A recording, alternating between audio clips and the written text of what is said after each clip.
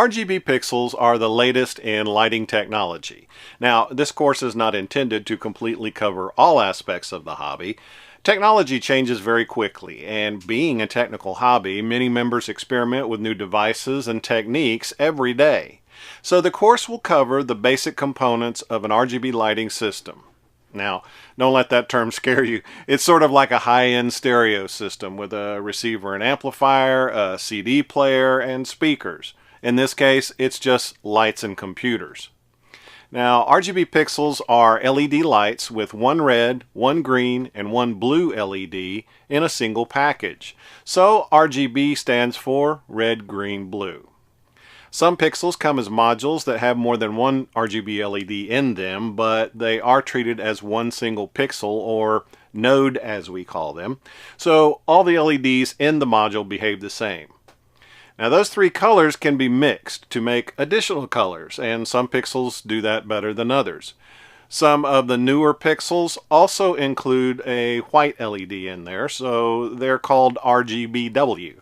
But the most popular these days is RGB. Pixels come in a variety of shapes, sizes, and voltages, but they all work pretty much the same. There are bullets that look more like a traditional string of lights, but they're a little bigger. Flat bullets where the back is flattened off. Some with sealed diffusers. Some with detachable diffusers. Modules with multiple LEDs that light up the same, floodlights, moving headlights, and finally flexible strips. Now, with the exception of strips, moving heads, and floodlights, pixels are generally molded in epoxy, which protects them from the elements. Some strips come with a soft silicone cover that provides some protection, but make sure it's sealed at both ends, either using electrical tape or hot glue.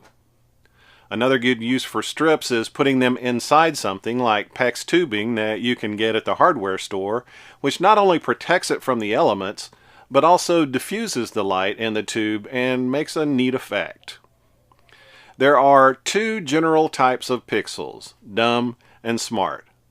Dumb pixels, you might call them the analog variety, act sort of like a traditional string of lights. The difference is you can change the color of the entire string. So if you want red, the entire string turns red. Blue, the entire string turns blue. Purple, same thing. The popular option these days is to use smart or digital pixels because each node is addressable, meaning it can have a different color or brightness than any other node on the string. So the first node can be red, second node can be green, and the third can be blue. The other cool thing about smart pixels is you can change the color and brightness very quickly. This allows us to produce patterns with the lights, which makes them very exciting to use. The next lesson is a short exercise to get you started designing your own display. Now please take a few minutes to get something started, as we will build off that design throughout the course.